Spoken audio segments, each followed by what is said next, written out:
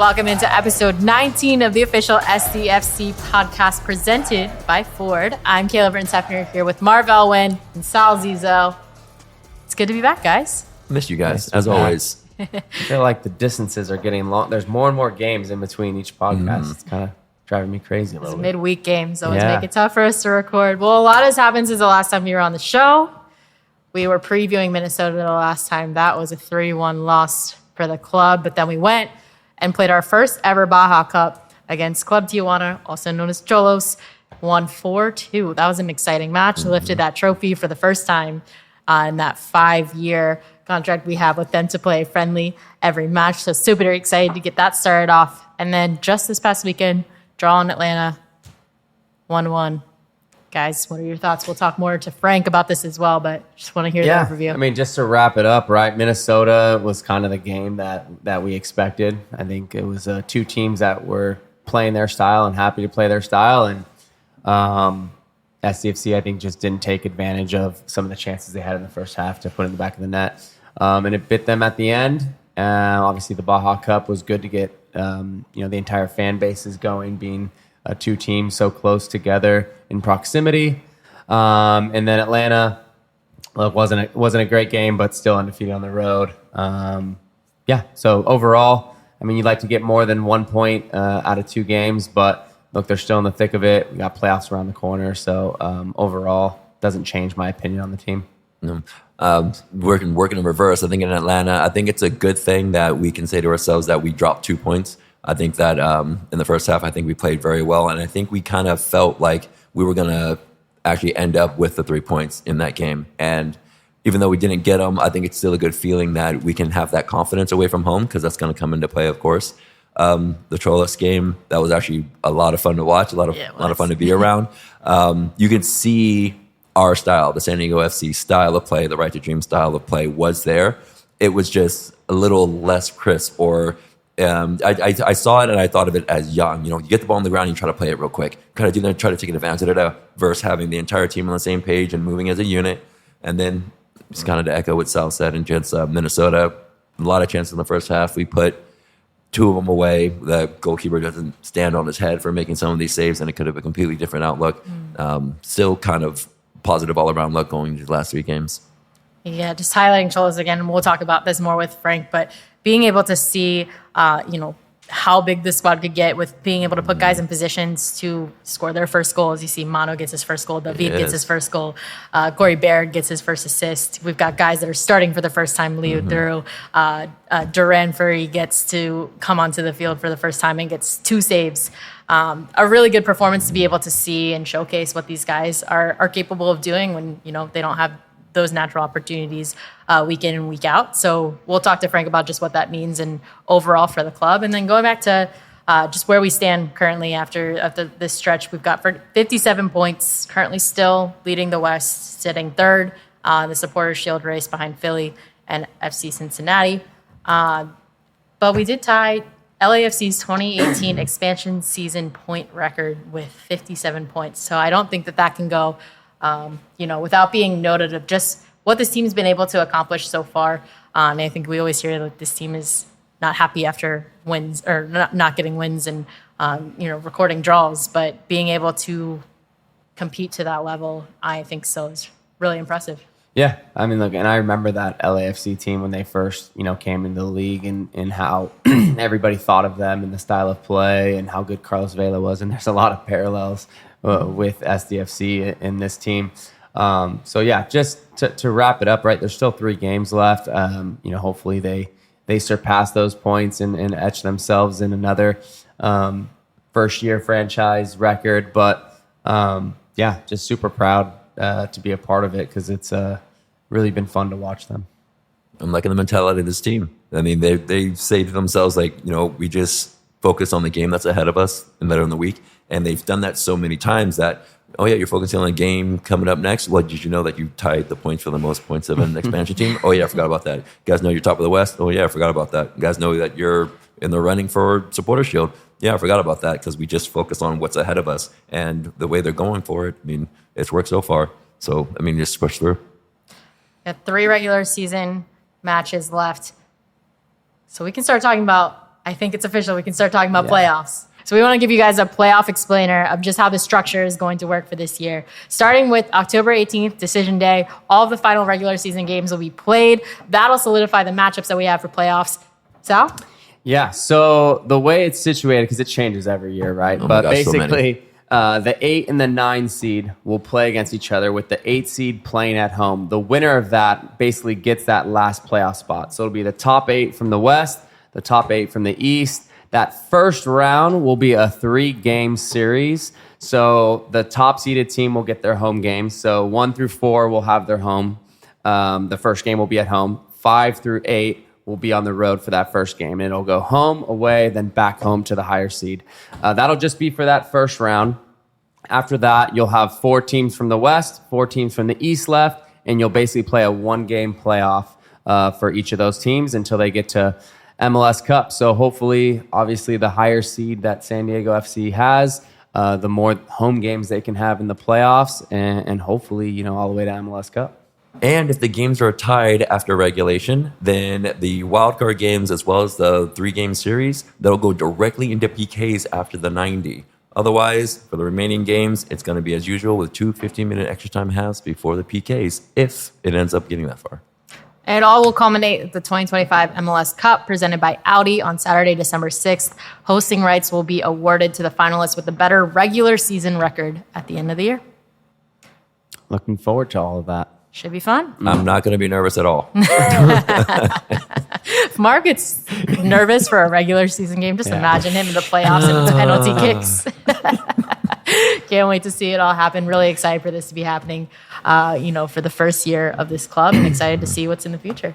Yeah, playoffs are always fun. Marv and I, we're lucky enough to be on the field for multiple different playoff games.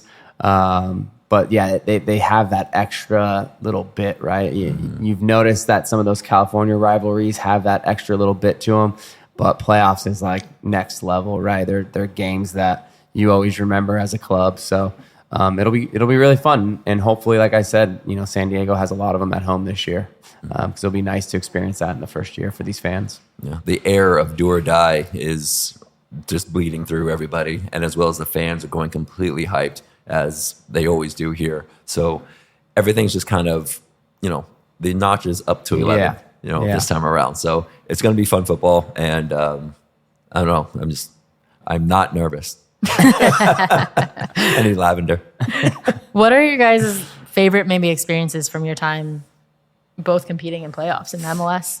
Yeah, I mean, I think it was my first year at Red Bull after winning Support Shield. We were in playoffs, and we had our first division series. Back then, it used to be home and away with aggregate, with away goals counting as extra. So we went to DC, and we were able to get a result in DC in that first game. And DC at the time was, and still is, but I don't know how much that rivalry has progressed, but was a big rivalry at Red Bull, so it was a fun playoff win there, and then we were able to get the result again at home. So to advance to the conference finals, came up just short against Columbus, but that was a fun playoff run, and I think we let it slip away a little bit because I thought we had a really good team that year that could have gone all the way. I'll say playoff rounds was when I was with the Rapids in 2010. We actually won the Eastern Conference Final against San Jose. Because that is how that goes to show you just how much things can change. The playoffs have changed. The playoffs are absolutely all over the place, and this one just happened to be at home, and it was like it was a goal that was shot by our right back, just kind of clearing it out, but it happened to bounce over the keeper. I think it was John Bush at the time. So there's a lot of things can happen, just like it can in every other game. But again, every little bit seems to either have that much bigger of an impact emotionally, physically on you. And just the drive that just flows through you. It's just incredible. Well, we'll have so much more playoff coverage and exciting conversations coming up throughout the course of this run here. Excited to bring that to you guys. One more piece of news before we tee up the rest of the show. We've got a couple of guys that were called up to the U.S. men's U20 national team for the World Cup roster. A huge accomplishment for this team. We're the team that has the most designations to that roster with Duran Furry, Luca Bambino, and Pedro Soma. So I want to give a huge shout out to them as they're going to be representing the U.S. for the U20 national team in the World Cup. Congrats to them, because I know that tournament for me, playing in it, changed the course of my career. Marvell. I'm pretty sure that led to you being the number 1 overall pick in the MLS draft. Where was yours? It led to me going to Germany. No, were you in 20s? In the 20s? Where were you? In the U20s. Yeah. Oh, we were in Canada. You were in Canada? Yeah. Where were you? Holland, right? Enschede, yeah. They were in Holland. And now this year's in Chile. So, yeah, just enjoy that experience, because just like playing in San Diego, you never know who's watching, and a few good games could change these kids' trajectory. I'd like to have been already on SDFC at the time of my U20s. Would have been nice. We know, Sal. It was different. Different now, okay, guys. It's been incredible whoever you play against. I mean, that was my U20s. That was the first time. Messi got to play against Messi. Yeah, sorry, Marv got to play against Messi. I got to play against Messi, and I assisted Chad Barrett, and we beat Argentina 1-0. Chad Barrett's like UCLA Messi, boy. Chad Barrett. Same. So it's going to be a lot of fun. You'll be amazed who the players that you play against eventually become. Yeah, household names. Yeah, for sure. Well, we'll talk to one player who's played on the U.S. U20 men's national team at some point in his career, Alejandro Alvarado. That interview is coming up. We'll also talk to Frank for our Alaska Airlines match preview. So stay tuned. It's the summer sales event with the Ford Groom. Sam, 30 seconds on the clock. The Ford Summer Sales Event. Great time to buy. Correct. What do we have amazing deals on this summer? Ford trucks and SUVs. Is Ford America's all-time best-selling auto brand? Let me think. Yeah, it is. 3 for 3. What do I win? You get to work at the Ford Summer Sales Event. Amazing. I think I was going to do that anyway. You betcha. Based on Automotive News Almanac historical data and industry-reported sales data from 1909 through 2024 CY.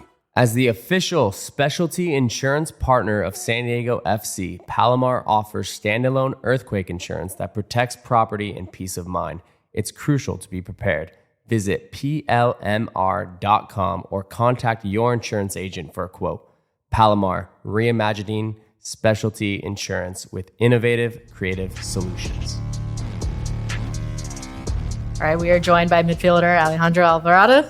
Welcome to the pod. Yeah, happy to be here. Thanks for the invitation. Of course, man. Welcome. Yeah, thanks for having me, and happy to be here. Of course. Well, take us all the way back to the beginning. Tell us how your soccer journey started from when you were a little teeny tiny kid. Yeah, I mean, I started off playing 3 years old. I grew up on the field with my dad. We're coming from a soccer family background.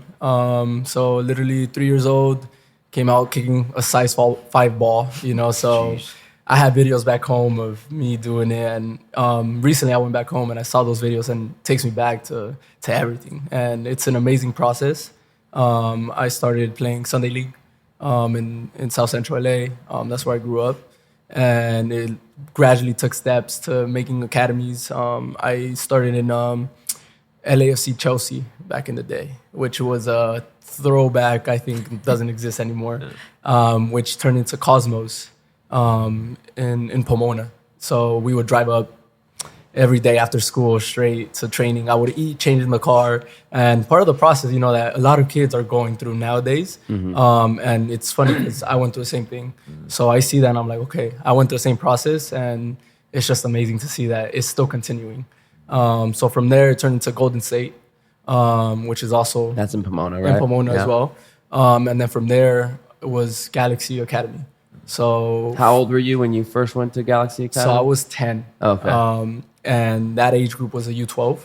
Okay. So I ended up trialing 2 years up. Okay. And it's a funny story because at that age it's tough. Yeah. Like 2 years up when you're 10. And it's a funny story because you had to be a certain age. Okay. And my dad lied on the application form. Yo. So I ended up going to trial. And it was a trial like they had here similar. They had thousands of players. Yeah. And every round, it was a round. They eliminated 10, 20, 30 until it was the final 20. And every round we were going into, we're like, all right, we made it past the next round. Yeah. Let's see how far it lasts. You're playing 2 years up. And thankfully we made it to the last 20. And from there, it was my journey at Galaxy, U12, U13, U14, U15. So you U16. made it, and did they know that you were younger at that point? Or were they like, wait, They you're 2 years younger, So even better. The general manager, we kind of knew, and he was like, you're not this age. But the coach ended up, liking me and everything, so they ended up supporting me. And that's where I grew up. I spent 8 years at Galaxy, and it was amazing. I mean, it was a good process. I had different processes throughout growing up there, and I got nothing bad to say about it. and I'm thankful for my time there. And unfortunately, it didn't end the way I wanted it to end, but everything happens for a reason. And yeah, here we are. What years were you in the academy? Like what? Yeah, like 2015, So 2016? yeah, so I ended up leaving 2020. So Okay. I joined. You started in 2014, 2013. Wow, okay. Yeah, so I was there a good amount. Yeah, they won MLS Cup, but was it in 2014? Did they win MLS Cup? I don't know. I think so. But I remember back in the Like day the Robbie when, Keane, Landon Donovan when days. those guys were Yeah. there, Beckham was there, they would only give one ticket per, Oh, really? per family. Dang. So we had a friend that we would rotate and we would be like, okay, this week you give us our ticket and you okay. go with your dad. Yeah, Next week yeah. I'll go with mine. And we would do every time, Nice. which was crazy. Old to see. school Home Yeah, Depot yeah. Center. Home Depot Yeah. Center. So straight up soccer for you all the way throughout. Not a multi-sport athlete, just straight up soccer. Do you think Just- were there a lot of people in the academy the exact same way? You guys were just soccer focused throughout. I don't think you can play another Yeah. sport if you're in the academy, Marv. Oh, there you go. Well, there you go. So We grew up differently. We Sal. grew up much I'm differently. allowing him to explain. Good for him. He's in an MLS academy. He's not playing baseball. And literally, you know, I mean, I never got that.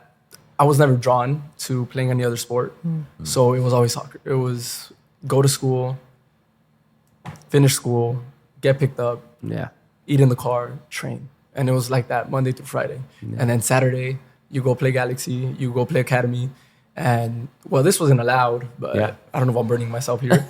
But I would play Galaxy, and then my dad would be like, "You want to go play Sunday League?" Yeah. I'm like, "Yeah, let's do it. You know, let's do it." Extra games. And I would play extra- 2 to 3 games Saturday, Sunday.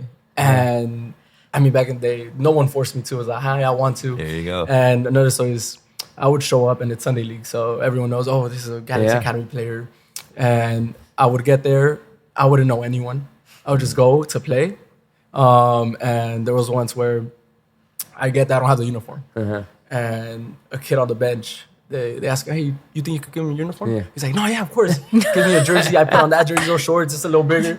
And I just go onto the field and I play. You know, that's the best part, I think, of being a kid. There's no responsibility. You play, you enjoy. Yeah. And that's what I try to communicate to a lot of people, a lot of kids nowadays. I think it's kind of changing. There's more stress. There's more, I have to play this way. I have to score a certain amount of goals.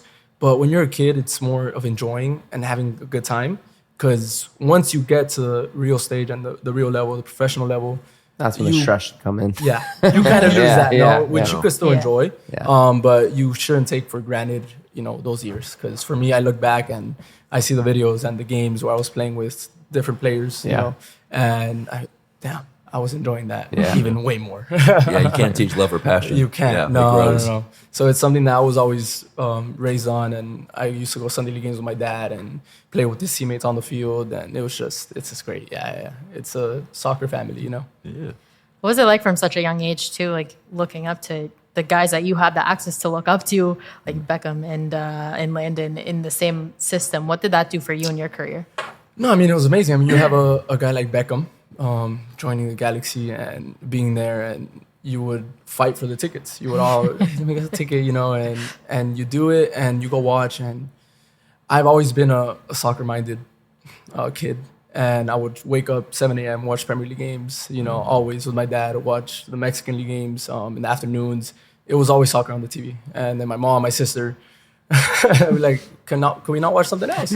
Until they got used to it, they're like, all right, let's watch the game now. Now they're buddies. Have some food. And but having them, and there was not much interaction, to be honest, from the academy to the first team. And that's something that was different there. That's why here I'm trying to kind of change that and kind of interact a little Yeah. more with the kids, because that's something I didn't have when I was growing up in that system. It was kind of divided. It was still great. Don't get me wrong. It wasn't anything bad, but there was not that interaction between first team players and then academy kids or academy players. But it was good to learn from them and see the quality and everything and aspire to reach that stage. Because obviously as a kid, what's the dream? Yeah. Become a professional player, play in the MLS. Yeah. And thankfully I've been able to achieve that and more. So it's been great. And I love the intention here of the academy and the first team being in the same building, sharing the same spaces, cafeteria and everything. What do you look forward to? Obviously, these kids are here now, but what do you look forward to for the future, being able to help them develop and help them grow even more? I think it'll be interesting because right now in the situation I'm in, I'm in a different in my career and everything. And I've been going to watch the training sessions. I've been trying to get feedback. I've been trying to be more around. And it's crazy to think because these kids, so much quality, so young, they're learning principles, they're learning everything. So once they hit the stage where they have to hit, it's going to be crazy. One day I look to my left and I see the little kid that I saw today just here. And I'm like, he's coming for my spot.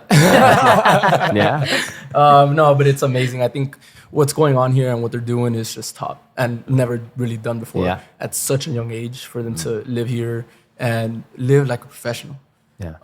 Which I think that's going to help out so much. And at the end of the day, if I could do my part in helping, then that's what I will do. And the guys, the teammates, everyone is so open to having them around. It's not like we don't want them. No, we welcome them. And that's the mindset and the mentality and the culture that we are trying to build because it is our first year.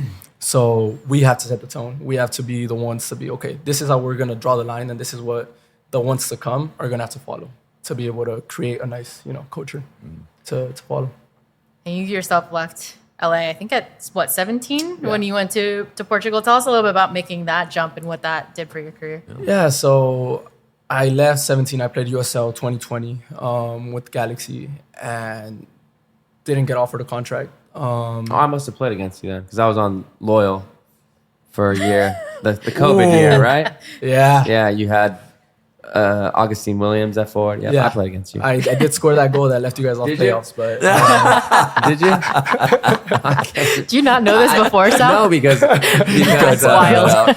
That year was such a weird year. Was so there was like 12 games you played. So, but that and it was all against the same team. Yeah, it was like you played 3 against the same team. Yeah. So we were playing you guys a bunch, Phoenix a bunch, but we played. I actually made my professional debut here in San Diego in Torero Stadium against San Diego Loy. There you go. And my first professional goal against San Diego Loy as well. There you go. I'm glad I could have helped you with that because I was probably playing center back. No, it was a great season. And obviously I didn't get offered a contract. They told me better off to go to college. And I was going to go to UNC. So I fully committed. And that was the plan. But I ended up putting that off for a couple months. I got reached out and they offered me a trial in Portugal. So it was in Vizela. So I was 17, turning 18. So you have to be 18 to sign a contract in Europe, essentially.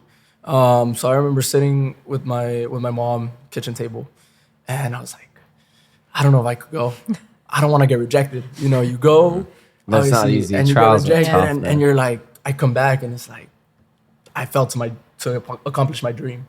But ended up convincing me, and I was like, all right, let's do it.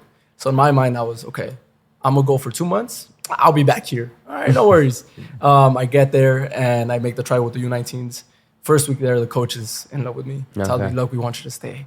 And I'm like, wow, this is crazy. And I turned 18 that week, and they brought me a birthday cake. All the teams, no one knew me. And I'm like, wow, so this is what it feels to be wanted, So it was amazing. I ended up staying there, signing a 5-year contract. And the transition was hard, was weird. Being away from family. I'm a big family guy.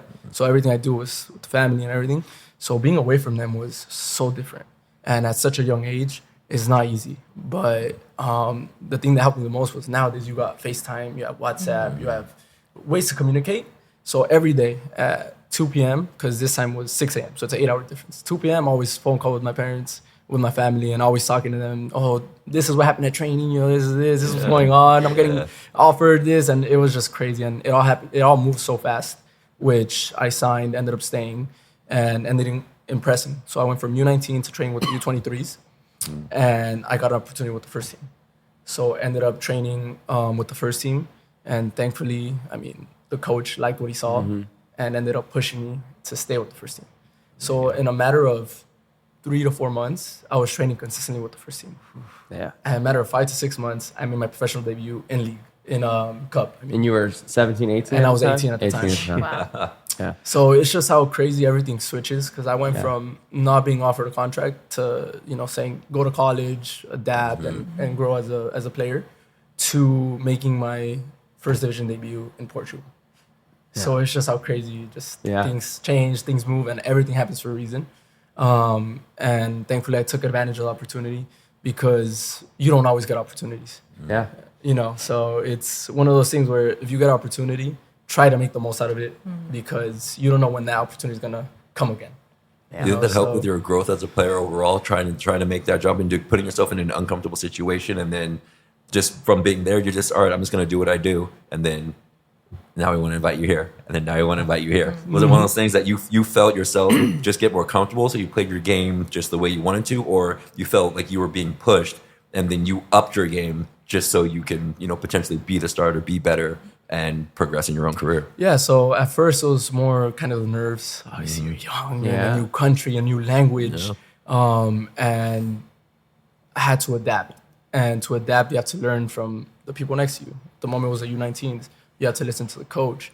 And they made it for me easy because they speak, English out there. So the coach was kind of instructing me, telling me what to do.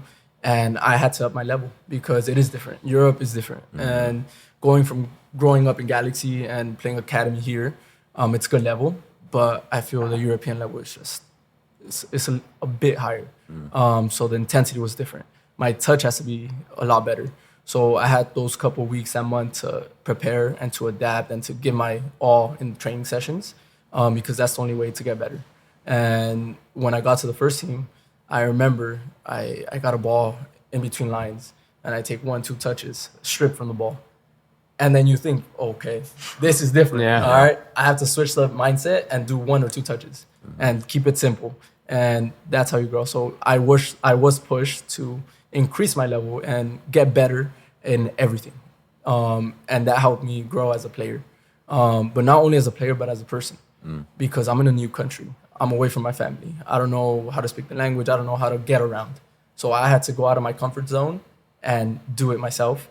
And thankfully, I did have help from a good friend of mine, Alex Mendes, which was also in Portugal. And he helped me out to get around, maneuver myself around. So that was a big help because if you're doing it alone, it's a little harder because you have to figure it out on your own. So thankfully, I had the help and I became a totally different person. I remember the first year I came back home, they looked at me like, is that you? So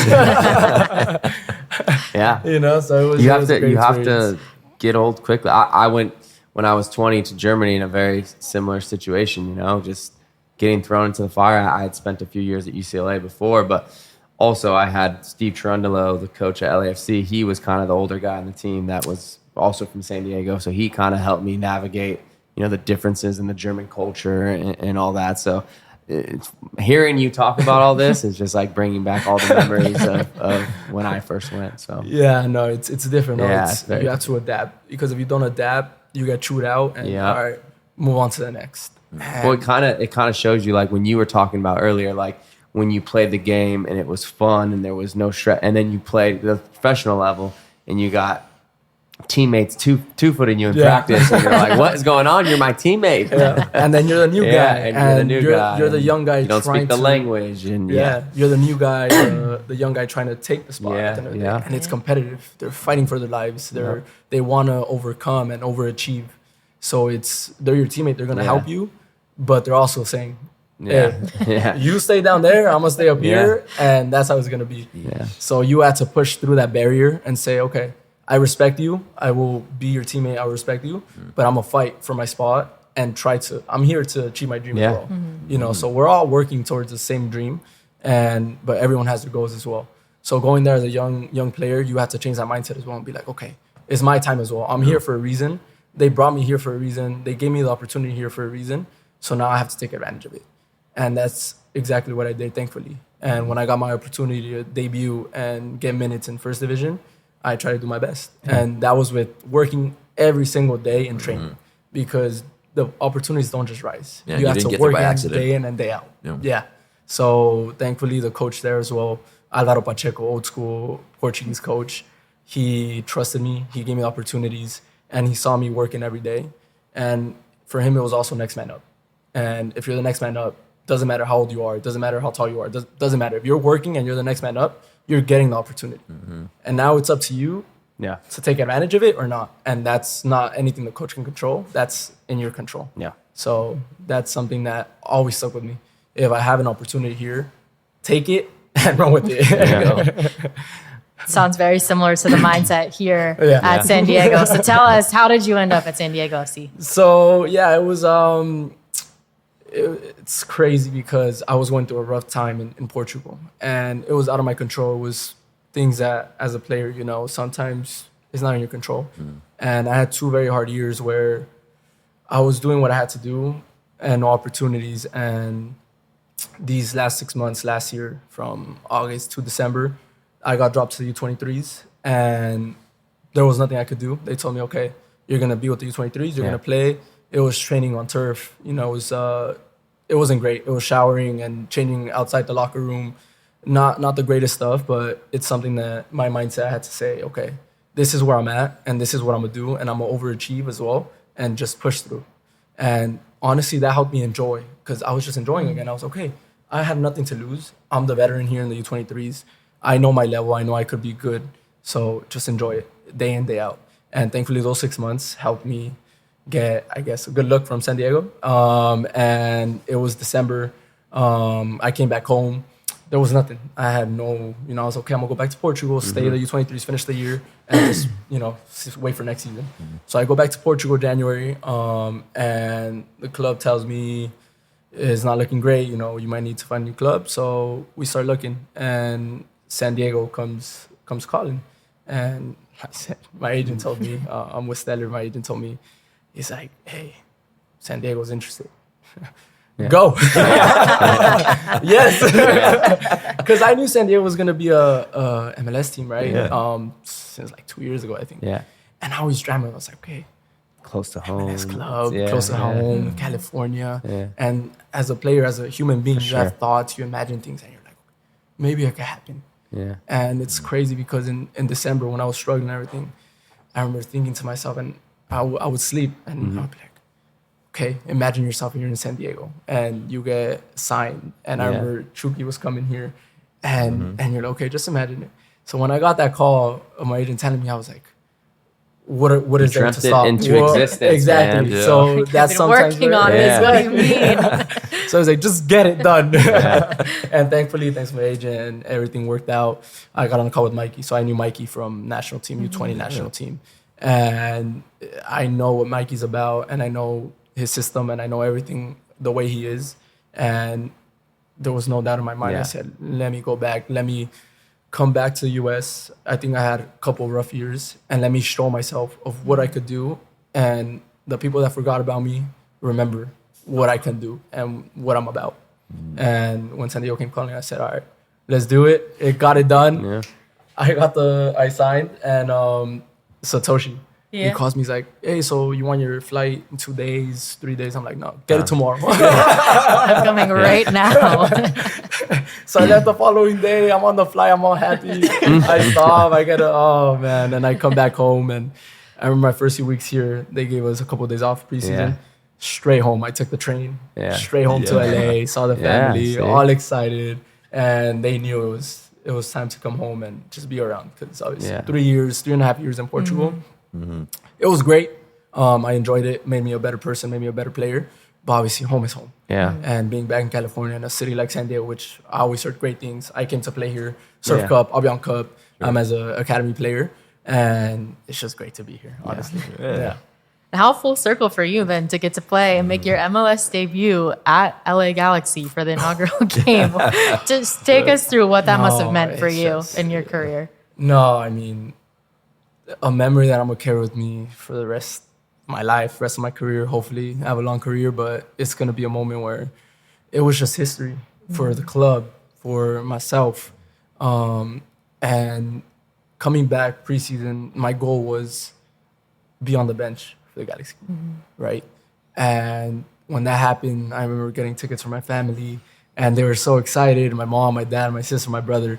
And I remember I walk out to the pitch, and I see our fans going crazy in the Galaxy, saying, oh my God, amazing. Wow, the fans, by the way, great. And I look to my left, and my mom, my dad, my sister, they're all waving, and I'm like, oh, this is just great. But as a player, you're trying to lock in. Like, nah, I got to be ready for whatever comes. You don't know if you're going to go in. You don't know what the team's going to need. Yeah. So you have to stay, in the moment. But I did allow myself to just enjoy the moment and enjoy our fans, enjoy my family. So obviously the game starts and 0-0, we go into a half and I'm like, okay, maybe I could go in, maybe not. Let's be ready, you know. Yeah. So second half starts, we score, we're going crazy. We start warming up and I'm just sitting there and I'm looking towards, because we in front of the Galaxy fans, so my parents were on the left corner. And they were right next to me. I look over there and I see them just recording. And I'm like, damn. I'm like, oh, wow. Probably have so many videos of you. on Yeah, your no, phone from so that many. game. But I end up warming up and Yuri comes over to me and says, all right, there's a chance you go in. I'm like, okay, wow. Yeah. All right, this could be the moment. And obviously they tell me, all right, you're coming in, you know, finish off the game strong. I'm running. I look to my parents. They're getting up. I'm like, oh, damn. And I go in and obviously I played their USL with Galaxy, Dignity House. Galaxy will always be, you know, special as well. Obviously here I'm in San Diego and San Diego's always going to be top. But it was a special moment for me because I spent 9 years there. Oh, absolutely. It was a full circle moment where I go in and it's, all right, you're locked in, but you look around and you're like, I would study there. You know, our school, online school, was inside the stadium. So then you do it and you go in and then we score the second goal and you're celebrating in front of their fans. And I'm screaming like crazy with Anders. And I'm like, wow, this is just full circle. Because they told me, look, maybe not right now. We're not going to offer you anything. And for me to come back and be with San Diego and make my MLS debut with San Diego That's crazy. in Galaxy is just mind-blowing. If they would have told you you would have had your debut in this stadium when you were maybe 15 years old, you know, in the future you'd have your debut here, you would have thought 1,000% it would be with Galaxy, right? But with a different team and then to get the win. Awesome. And a historic night for the club, historic night for everyone, and just the celebrations and seeing my family over there. And I was able to get them field passes because obviously I know players in Galaxy. And I remember seeing the whole family crying. I go up to them and it's like, oh my God. And I'm there like, no, we just won. I can't cry. You know, I got to stay strong. But they're just so proud. And thankfully, without them, I wouldn't be who I am, where I am, because they're my foundation. They're my rock. When I'm down, when I need something, give them a call. And they will always answer. My sister, my mom, my dad, is just, when I was in Portugal, I was struggling, they're the call. Now, with situations that I'm dealing with, they're the ones I call, they're the ones I tend to, and they're always there. And I'm so thankful because without them taking me to training, without them taking time from work and working double jobs and doing all this, I wouldn't be where I am today. So I owe them everything, and what I do is for them. So, but it was just a crazy moment for me to give my shirt to my mom after the game. If you tell me a year ago when I was struggling and that I would be here and have my debut in Galaxy and do all this, I would be like, nah. Yeah. You're joking. I'm not going to do it. Perfect scenario, yeah. Yeah, no, but it was just such an amazing moment, historic night for the club, and the most important thing, we won. And it was just, the fans are going crazy. We're celebrating. We're, oh my God. And it was just the first game, and you see all these fans, and they're supporting, and they're going crazy, they're going loud, and you're like, there's a good season ahead of us. Yeah. And that's what set the starting point. That's what set the tone for us to have the season that we're having.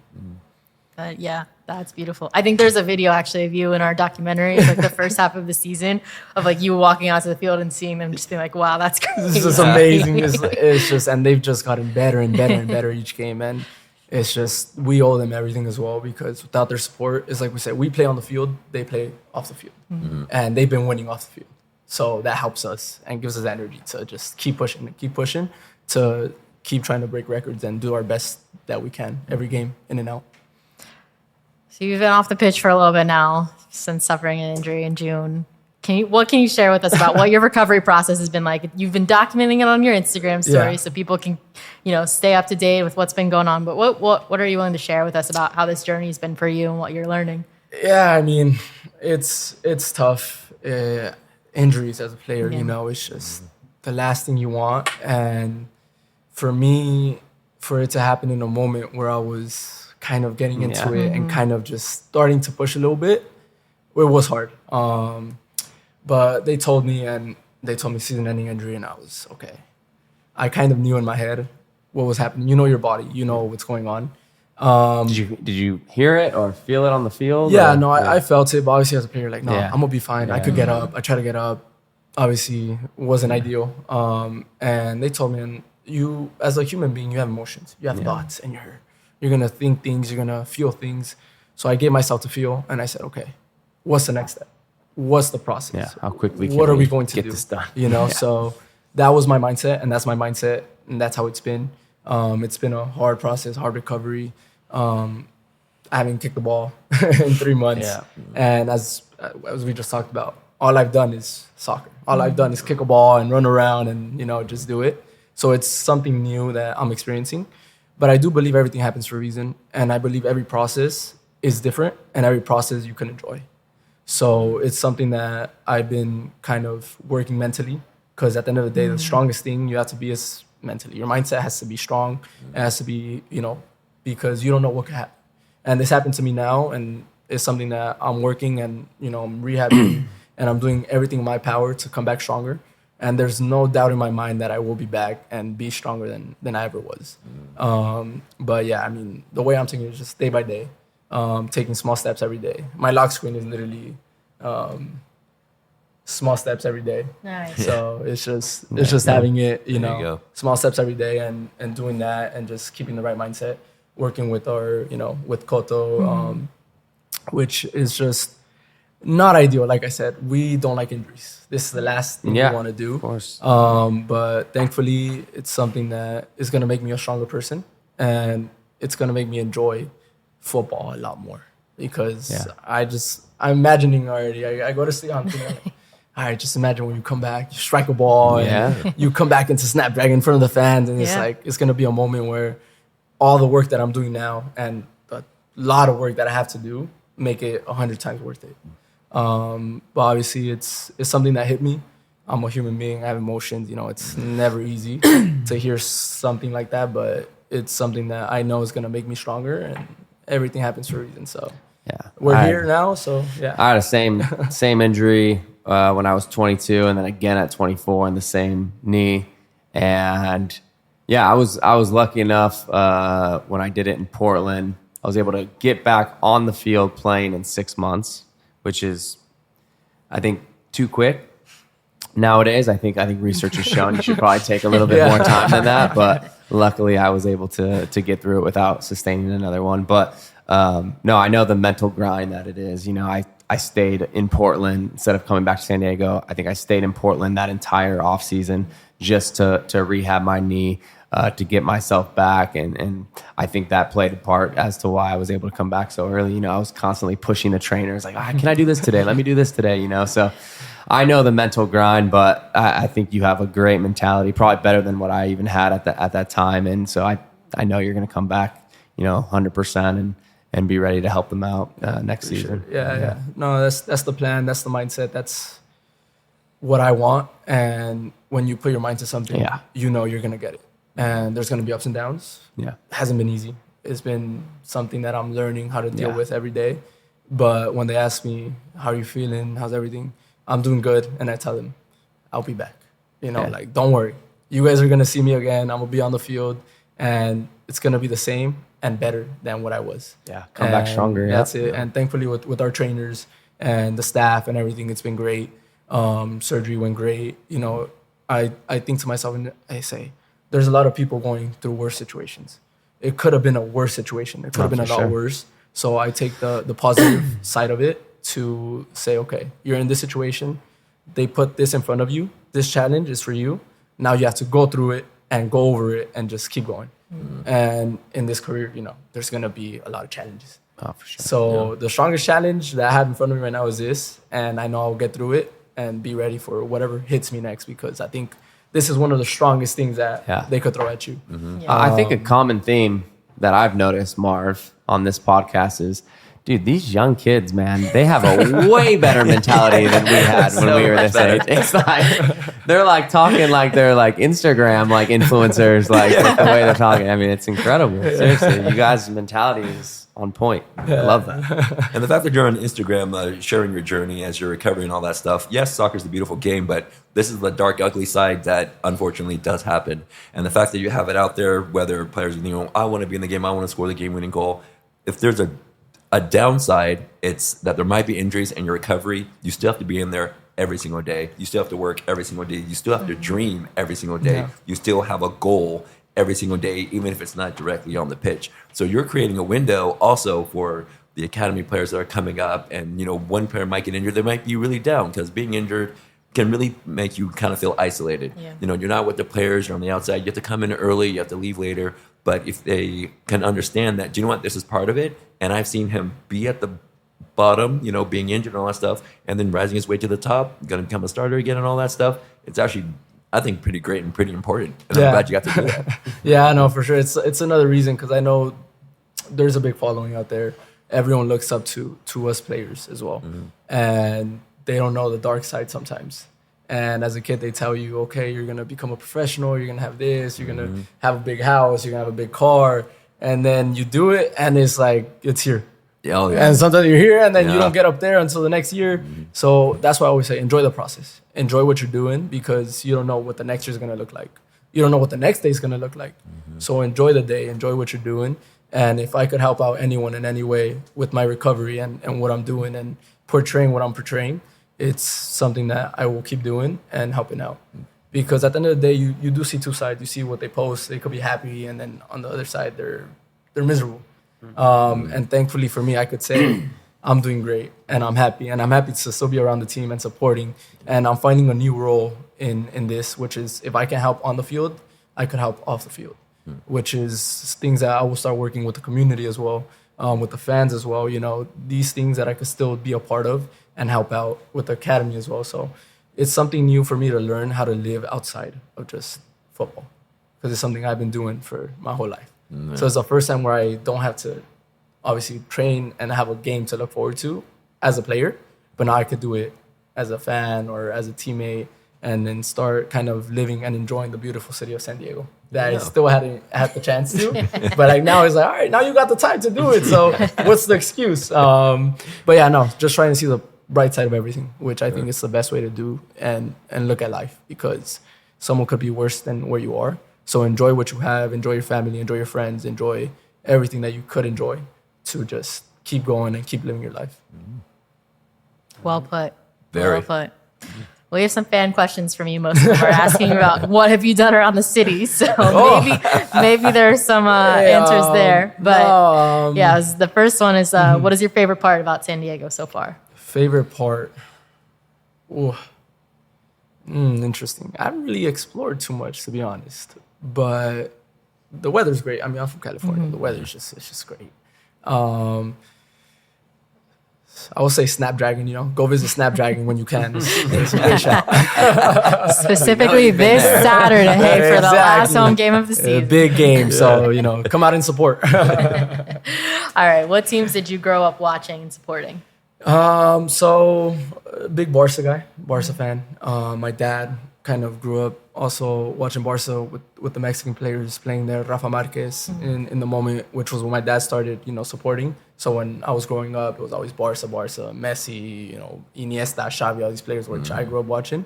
And then we used to watch a lot of Mexican league as well. So Santos Laguna, my dad's from Torreon, from Gomez Palacio. So it's something that I always grew up watching. I know a lot of people are America, Chivas. I'm a Santos fan, so. But yeah, no, those are the two teams that I really support. Nice. And what's been your favorite city or stadium to play in as a player? Well, I'm going to go Portugal first. Lisboa, Benfica. Thankfully, I got to play there. It's crazy. So that was just an amazing atmosphere too. I think 63,000 people. Wow. It was just amazing. And here, Snapdragon Stadium. There it is. Come and watch. Favorite TV series or movie? Ooh, so movie. My sister's a big Harry Potter. So I'm a Harry Potter, so I love the movies. Actually, I've been building a lot of Lego sets on my off time. Nice. Okay. So I have a whole collection of Lego sets. So yeah, I'm actually gonna post a few on the Instagram as well, and just what I've been doing with my Legos. There you go. But Harry Potter ones, or is it all over? Legos, Okay. Harry Potter Legos. Oh, I've been spending a lot of time on those Lego sets. I'm not gonna lie to you. He's got Hogwarts in his apartment. Yeah, no, I do. So I would say definitely Harry Potter. Yeah. Nice, thanks. And then favorite spots around San Diego so far? Spots. Maybe food spots, coffee spots, whatever. I did try Burrito City here in El Cajon, which was pretty good. I've gone a couple times. Sunset Cliffs, I've gone with a few of the guys that live here as well. So that was great. And to be honest, well, I live here in the facility, so when I was playing and stuff and training, it was just training here. Yeah. Not much time to really enjoy. I don't have a girlfriend or wife to get dragged out of the house. And be like, all right, let's go. We got to do this. If it's up to me, I'm more of a indoors kind of just to myself person to just enjoy, inside. A lot of video games. Now Lego sets. Building a whole Lego world, it sounds like. Exactly. So it's been great though. I haven't really experienced, but I think now's the time to go experience some coffee spots. So if they have any recommendations of any coffee spots, just let me know. Legoland. Hit him up in the Legoland Carlsbad. hit him up in the comments with your coffee spot recommendations. Yeah. You mentioned living on campus. I want to throw this one in there. What's been your favorite moment of being able to, there's a couple guys that live here, being able to live here and play soccer here and, build that time together? There's been a couple memories, some that I will keep to myself. But no, it's just the fact of having also teammates here, which at first it was always me, Ian and Anise. So we've actually created a good bond. And now with the new guys coming in with Pedro, David, Aiden, Leo, if I forgot someone, no, I'm sorry. But it's just being able to have them around and go play cards. And we go to a facility late at night. We have the axes and we play some Uno and we just have fun. And we're kids again as well, right? So you have to enjoy. It's not just about, obviously you have a job to do. You have training games, but you could also enjoy and off the field and having those relationships to be able to do it.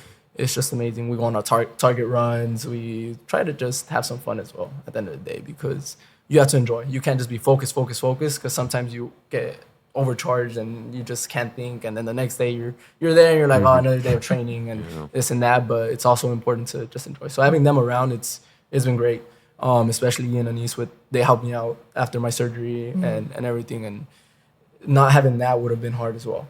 So having them here and being here just helped me be able to overcome that first month, which is always the hardest. You guys are getting extra work on the table tennis then? Is that what I'm hearing? Extra practice? When I was still able to move, we would go there and we would spend an hour just playing and stuff. Yes.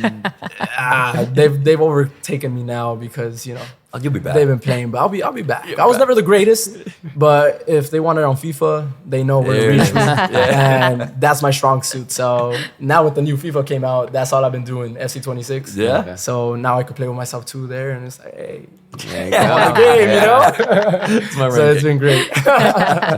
It's been great. Awesome. Well, thank you so much for joining the podcast. Thank you guys as well. Appreciate it. Yeah, thank you guys so much. Hey everybody, this is Darren Smith. I host a radio show called SDFC Midweek Live. You can hear it Wednesday nights, 6 o'clock on San Diego Sports 760 and anytime on the iHeartRadio app. Join me, Adrian Garcia Marquez, Warren Barton, SDFC players and staff. It's the only hour on local radio dedicated 100% to San Diego Football Club and the beautiful game. Big news from 18 Threads. New merch is available in-store and at 18threads.com. So whether you're heading to Snapdragon Stadium or just repping SDFC around town, 18 Threads has you covered. Stop by Mission Valley or shop online at 18threads.com. We're joined by assistant coach Frank Hjortebjerg. Frank, welcome to the pod. Thank you. Hi, Betty. Our regular. Back again. All right, we've just been recapping and talking a little bit about just the recent results. Want to hear from you. Tell us about your opinion on just kind of the recent results from Minnesota through Atlanta. Yeah, so Minnesota, we were actually very, very pleased about that first half. One of our strongest performance recently. And then Minnesota does what they are very good at. They find a way to turn things around. And obviously we should have handled the second half better and some crucial situations better. But actually a very, very good performance from us in the first half, one that we were very, very happy with.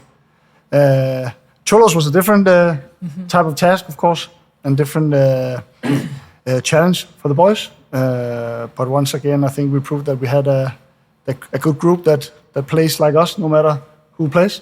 And you can see the clear identity and was a good competitive match, and I think everyone that was in the stadium, I hope they had a good experience. It felt like it, at least.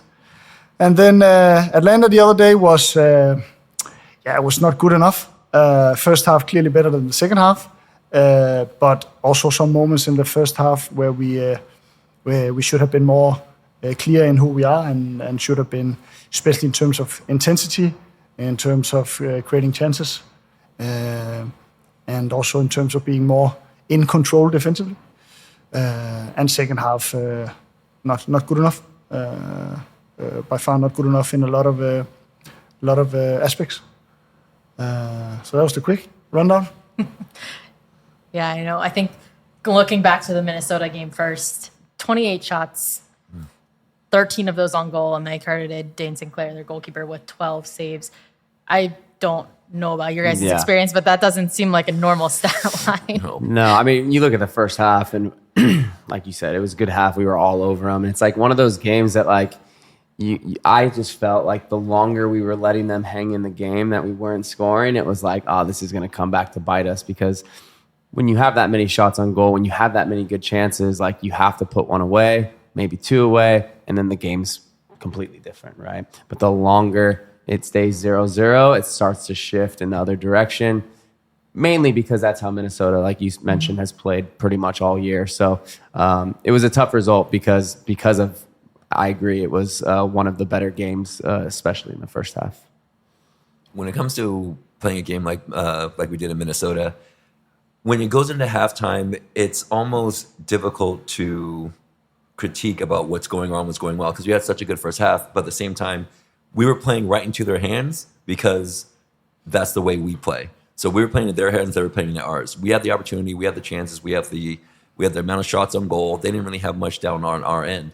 So when you say that going into the locker room, is the whole idea like we're playing well, we're doing good, our goals will come, but we have to be ready for them coming with the counterattack because that's what they're good at. Like, how do you keep the guys aware that we are completely on top of them right now, but we have to be aware of when they're dangerous in the counter? Yeah, so it's exactly like you say. It's very rare that you play a game where I think both teams will agree on the game picture beforehand, and then okay, let's do that and then see who does the best. But that's really the case in this example. And moving into halftime, we was basically trying to reinforce why we were on top and why we were creating chances and why we kept them from chances. So the build-ups and the breakthroughs that we created in the first half were more or less taken from the training ground. Actually, we had a long lead into the game, and we knew exactly how we wanted to prepare, and the boys executed so well. And also because of that, we kept them away from chances. Mm-hmm. And we found a good balance in terms of when to attack fast, when to connect a lot of passes, when to go right in behind them immediately, or when to overload it a bit more. And also taking our opportunities in transitions, because we knew that they're not an open team, they're very closed and hard to create chances against normally. But once they were open, it was important that we took our chances. And we lost that a little bit in the second half. They were able to move that game picture over in a place where they could potentially get a goal, which they did. And they could potentially get that corner kick or that free kick. Mm-hmm. And the way they scored the first goal is so classic, but hard to play against. Like, we know it'll be a long goal kick, it goes out for a throw, and it comes in, free kick, bam, corner kick, and then Minnesota happens. And hats off to that. We have to do better and handle those situations better. But at halftime, it was basically reinforcing why the first half has went the way it was played, why we played the way we did, and what was good about it, and what to be aware of in the second half. But we didn't do it good enough executing. Looking at now the Xolos match, that was something that Mikey said in the post-game presser that I thought was interesting, is telling the guys, because the focus of that game was build a squad, give people opportunities to play, go out there and prove it. What did you see from those guys who were able to contribute that haven't necessarily contributed in previous games and got that opportunity? You think of a guy like David scoring his first goal, guys getting their first starts for SDFC. What did you think of that performance and being able to see the squad grow in that way? Yeah, well, a guy like David, we saw him in Leagues Cup also coming in and showing those moments, and now it's all about doing it on a consistent level. And it's the same for all these guys coming in. We see them in training, so we know that they would go out and play like us. And then it's just a matter of finding the level. What I think was what we as a group enjoyed the most was to see that we actually managed to put together a performance despite struggling a little bit and having moments where it was hard for us to really dominate the game. But the guys kept pushing. The guys also coming in kept pushing. And we managed to make it a competitive game where everyone got a lot out of it. So that was very helpful for us.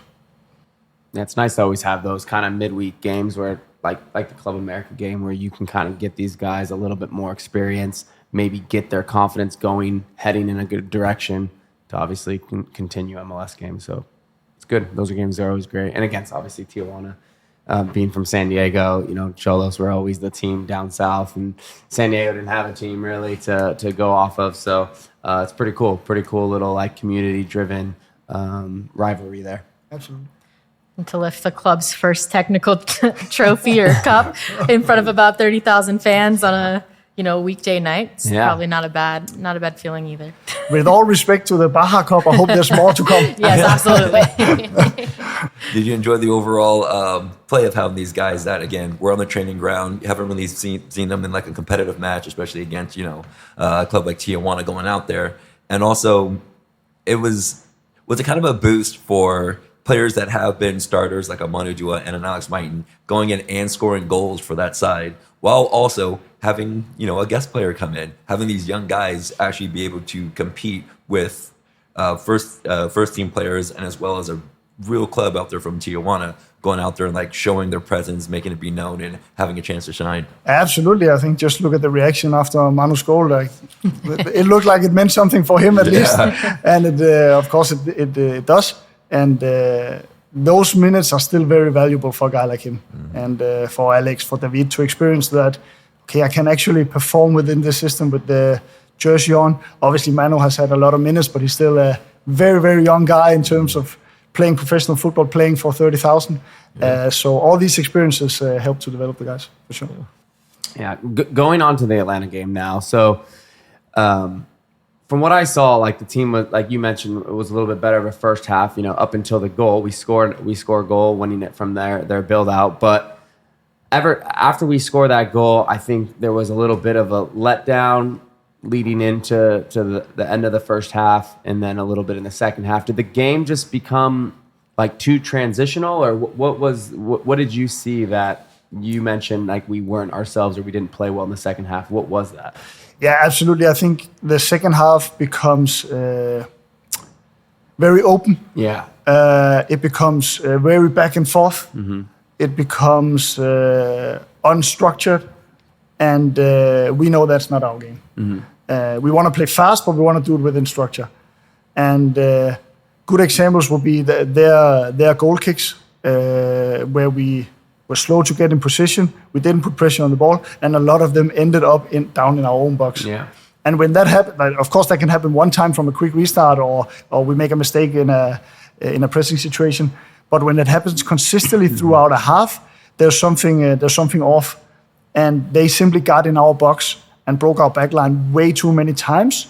Looking at the situations where that started, where that played out. Yeah. So we let ourselves down in a way. We lost ourselves, our identity way too much, and we were lucky to get a point. Yeah. And of course, it's good to get a point when you could easily have gotten 0. And we also know that we create chances enough to actually potentially get the 3 points, which we didn't deserve at all. I think fair play to Atlanta.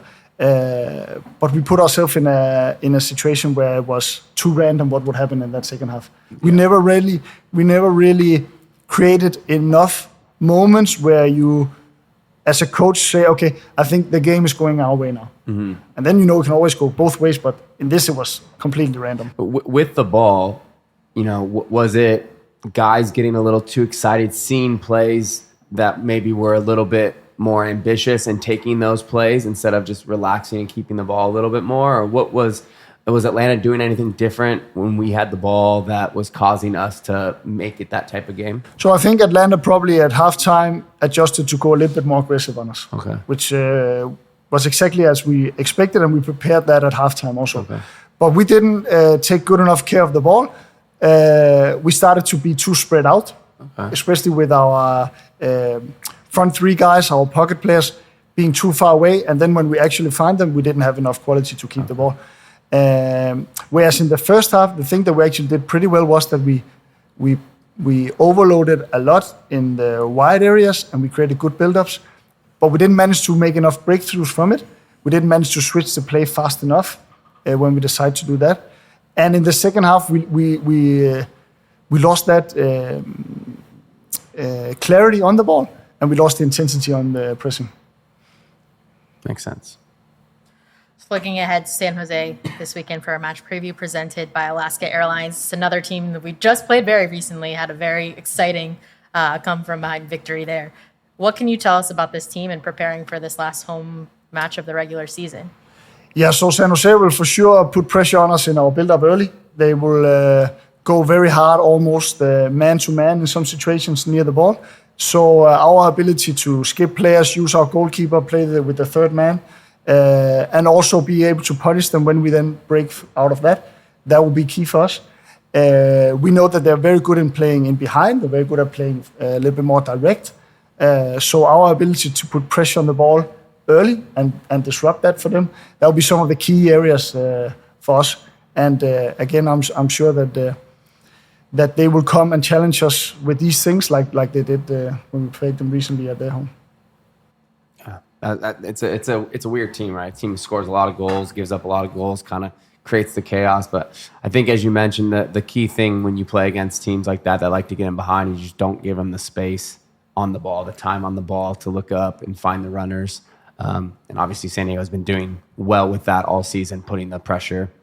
So hopefully we get some points at home and make a little run at this supporter shield. Absolutely, we need that home performance. Yeah. We want to get the stadium and the crowd buzzing, of course. And I mean, it has some similarities to the Minnesota game, where it was also about really making sure we had pressure on the ball early, so we can control their build-ups and their more direct play in a good way. Thank you, Frank, for your insight. As always, we are returning home for our last regular season home match. Crazy to say that. The 27th versus San Jose at Snapdragon Stadium. Kickoff is at 7:30 p.m. It is our fan appreciation night, so really excited to get to celebrate with everyone who's been supporting all season. Thank you again. Thank you, guys. Appreciate it.